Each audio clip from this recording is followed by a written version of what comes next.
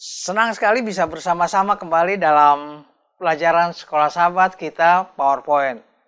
Ini untuk anak-anak PowerPoint, kita senang dan bergembira karena pada triwulan ini kita belajar mengenai rahmat Allah adalah sebuah pemberian.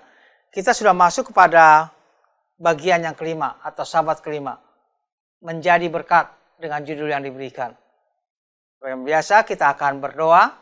Kali ini kita bersama-sama dengan Rab Ursina dari Jemaat Kebayoran. Rab, boleh berdoa bagi kita? Mari kita bersatu di dalam doa. Tuhan Allah Bapa kami yang bertahta dalam kerajaan surga, terima kasih atas berkat-berkat-Mu. Sekarang kami ingin mempelajari pelajaran sekolah sahabat PowerPoint, pelajaran yang kelima yang berjudul Menjadi Berkat. Tolong berkati kami agar dapat mengerti dan menjadi berkat bagi siapapun di sekitar kami. Ampunkan segala dosa kami, dalam nama Yesus kami berdoa dan mengucap syukur. Amin. Amin. Terima kasih Rab, sudah berdoa bagi kita. Pelajaran sekolah sahabat kita tadi menjadi berkat. Ayat hafalannya diambil dari Lukas 2 ayat 52 dan juga Markus 10 ayat 45. Lukas 2 ayat 52, dan Yesus makin bertambah besar dan bertambah hikmatnya dan besarnya dan makin dikasihi oleh Allah dan manusia. Kemudian Markus 10 ayat 45, karena anak manusia datang bukan untuk dilayani, melainkan untuk melayani. Pelajaran sekolah sahabat kita untuk anak-anak PowerPoint pada saat ini bercerita mengenai kehidupan Yesus. Kehidupan Yesus pada waktu kecil, dalam kehidupannya, apa saja yang dia lakukan. Nah, pelajaran sekolah sahabat kita coba untuk memberikannya. Mungkin kita selama ini hanya dengar, oh Yesus itu lahir di Bethlehem, kemudian dia melakukan dan kemudian disalibkan. Masa kecilnya bagaimana? Pelajaran sekolah sahabat kita saat ini memberikan akan hal itu. Jadi, Yesus itu hidup sebagaimana biasa seperti anak-anak. Bermain, kemudian dia bercanda, dia melakukan pekerjaannya, tugas-tugasnya dia lakukan. Pada waktu ibunya menyuruh untuk melakukan sesuatu pekerjaan, dia lakukan. Kemudian dia membantu ayahnya bekerja, ya. Kemudian dia bekerja membantu ayahnya di pertukangan kayu, ya. Dan dia tinggal di Nazaret, kota yang dengan segala kejahatannya pada waktu itu. Dia melakukan itu dengan sukacita, dengan kegembiraan. Yesus bukan orang yang, misalnya nih, Yesus tolong dulu ambilkan ibu ini. Ntar bu ya, nanti dia pergi. Tidak. Yesus pada waktu disuruh oleh orang tuanya, dia senang melakukannya. Katakan dia tersenyum, kemudian dia lakukan pekerjaannya, orang tuanya katakan, oke, terima kasih.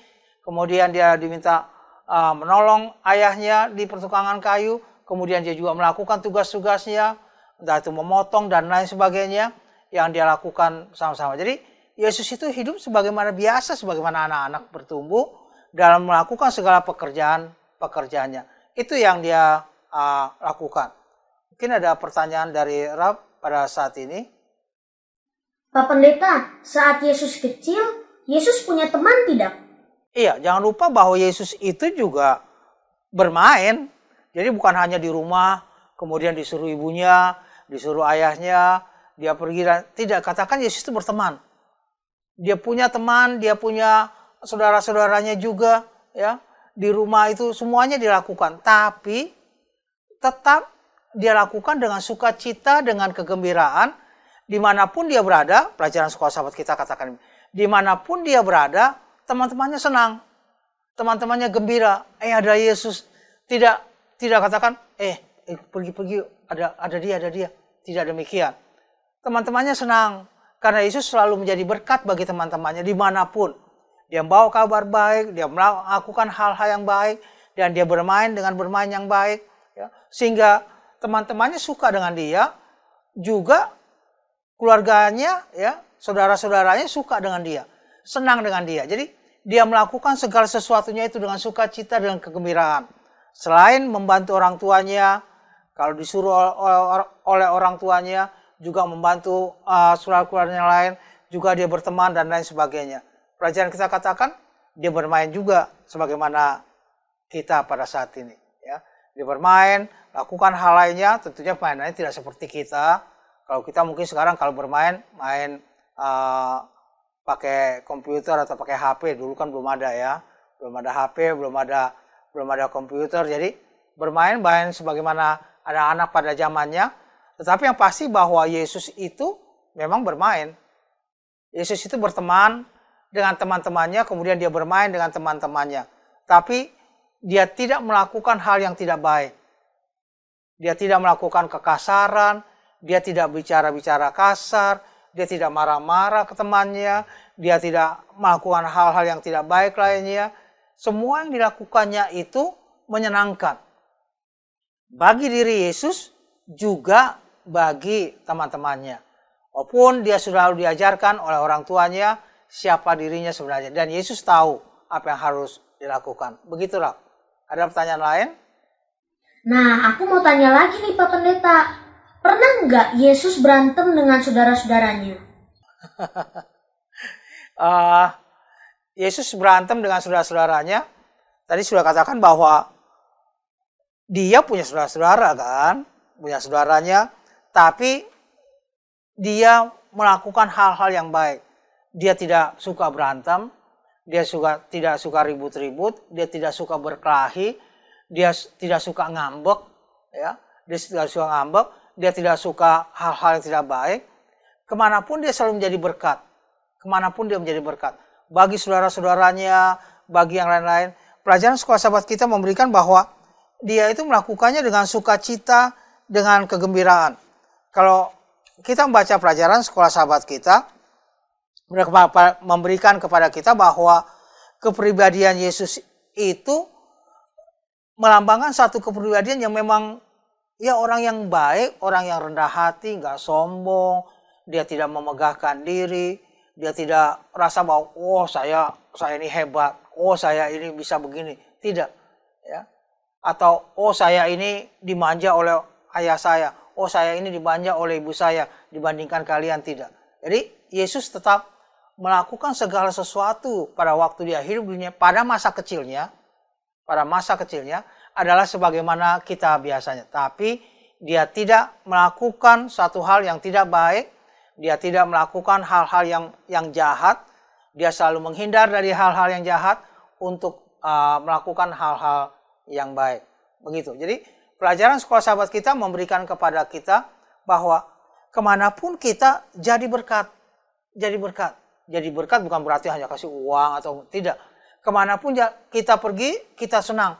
Orang senang, oh ini ada si ini, oh ada si. Orang senang karena kita boleh menjadi berkat bagi mereka. Baik, berikutnya Raf. Pak Pendeta, apa yang bisa kami lakukan supaya kami bisa menjadi seperti Yesus?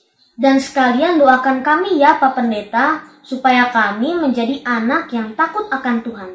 Baik, apa yang kita dapatkan dari pelajaran kita pada saat ini? Yang pertama adalah bahwa kita harus menjadi berkat. Jadi berkatnya bagaimana? Pelajaran sekolah sahabat kita katakan. Coba tulis, ya kamu tulis 1 mungkin sampai 10 lah, sampai 10 nggak usah banyak-banyak.